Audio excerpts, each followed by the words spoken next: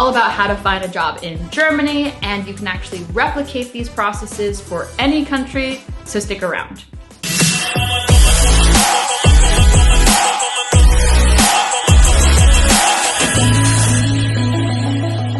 Hi, I'm Vanessa. I'm your favorite Mexican American in Germany, and I moved to Germany early in 2020. So I basically just sat in my apartment during the pandemic and did nothing. But I actually came to Germany with a job. I work for a travel tech company, and I was able to transport my job from the United Kingdom into Germany with a German contract in a German office. That whole negotiation process was extremely taxing on me. And just in case it didn't work out, I actually did my own job hunt in Germany and was rather successful with it and got an additional job offer. So I'm here to help you get yours. So this is gonna be a more general overview, but if you want more specific details, you can head to my blog, wanderonwards.co, for more information about moving abroad. And then of course, I have my Move Abroad Masterclass, which is linked in the comments as well. In my Move Abroad Masterclass, I help Americans and people from all over the world find their perfect country and perfect situation anywhere in the world. I save all my best tidbits and secrets for my customers, so check it out. All right, let's get into it when it comes to Germany. So for the German market, I would say that the interviewing process is quite long. It is a long process. You should expect to first do a interview screening with HR or the recruiter, and then you're going to meet with the hiring manager before then getting pushed into 3 to 4 rounds of additional stakeholders that you're likely going to be working with later on. I know it's a lot. Then once you finally get your offer, you're going to have to be approved by the Workers' Council, which will take anywhere from 1 to 2 weeks before eventually getting your job secured and in a contract. So I got offered 2 jobs, one in travel tech and one in banking and finance to work on API technology. Now for my finance job offer, I actually had to undergo like a background check of my political affiliations. They wanted to make sure that I didn't have significant influence in major governments, which sounds super weird to me, but I get it. I understand due diligence. And unfortunately for me, my mom was actually a city council member in my little city outside of Los Angeles. And then I suddenly realized my dad was also a federally appointed accountant. So we had to create this like dialogue of why they have no real influence and I can still do this job. And after that background check, my CV and application needed to go in front of the Workers' Council, which is essentially a group of people that work for that company and advocate for the workers, and they need to check to make sure that I'm capable, qualified, and there's no malarkey happening there. So as you can see, the end-to-end process of getting a job in Germany is quite extensive, and if you need a work visa, you have to tack on at least another month because you have to go in person to the immigration office and get your official work permit there. You can apply and do that paperwork outside of Germany, but you still have to come in person and officially register to get your ID. So let's get into the nitty-gritty of how do we find jobs. Well, in my opinion, 3 major websites host the majority of the traffic, and then you can find specialty websites based off of your industry or points of interest. First, we have Glassdoor. Now, Glassdoor is great to start your job search on because it's gonna give you an idea of what the salary ranges are and what people think about that company. Because there's a requirement about how much money you need to make for work visas typically, you need to make sure that whatever company you're considering can pay you that correct amount of money. Otherwise, you're gonna run into some trouble.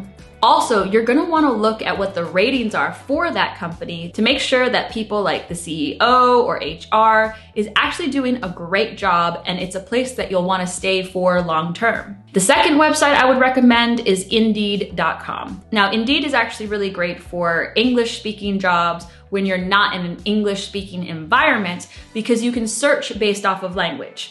In Germany, I was searching for product management jobs in English and I was given thousands of results, sometimes not always the most relevant, but it gave me a great place to start and I was able to pinpoint where the English-speaking jobs were because my Deutsch is not so good. The third website is my personal favorite, which is LinkedIn.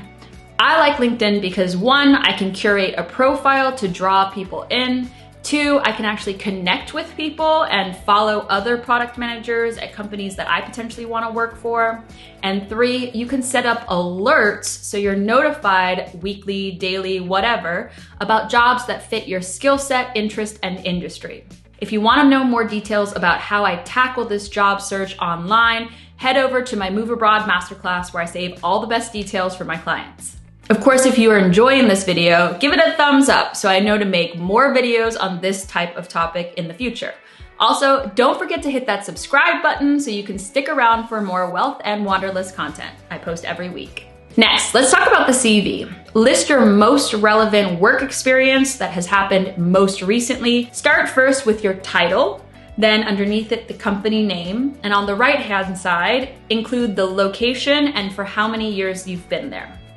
Underneath that, you're going to include 4 to 6 bullets of what you actually did there, and be sure you're using keywords from the job posting vacancy so that the automatic CV filtering technology can pick up those keywords. Also, it demonstrates that you're looking into the specifics of this job and proves that you can prioritize the type of important information that's relevant to the circumstance. Let's talk about your network. So your network is going to be your best asset when looking for a job. When I was looking for a job, I was going to at least one tech event every single week, and I was adding loads of people that worked in my industry doing my job for companies I was interested in. This is a great idea because you're able to follow those people's career as they gain momentum. They sometimes post about job openings on their team, or maybe someone is looking for something in that industry. And overall, it starts to build a community in your specialized industry that you can rely on in the future. One of my favorite hacks on LinkedIn is to actually DM recruiters directly with a small summary about me, and I try to get them on the phone for at least 10 minutes to answer my questions. If I'm able to get them on the phone for at least 10 minutes, I present them a summary of who I am, what I do, and why I could be an asset to this company, and then I ask really poignant questions about that specific role. Based off of their responses to my questions, I then come back with 1 or 2 sentences about, oh yeah, that is totally me as well. Here's why. And more often than not, I want to say like 80% of the time, if I'm able to get that recruiter on the phone, present myself in 10 minutes, I actually get pushed into the first round interviewing process for that particular job that I was interested in. For more tips and tricks about how to get recruiters on the phone, how to speak to them, what my talk tracks are, check out my Move Abroad Masterclass where I host all of these materials. I even provide my own CV template so you can just copy and paste your information into my CV and go forward with that. Super easy. Thanks so much for watching this video about how to find a job in Germany. You can always ask me questions in my DMs on Instagram, and don't forget to hit that follow and subscribe button to stay on top of all of my new content. As a reminder, if you want my help on moving abroad, you can check out my Move Abroad Masterclass, which is linked down below. This is the best way to get in contact with me and to secure my personal help for your specific circumstances. I'd love to help everyone, but I unfortunately need to prioritize my own customers, so I appreciate your understanding. Thanks for watching. If you liked that video, give it a thumbs up and subscribe to my channel to get notified about new videos every week.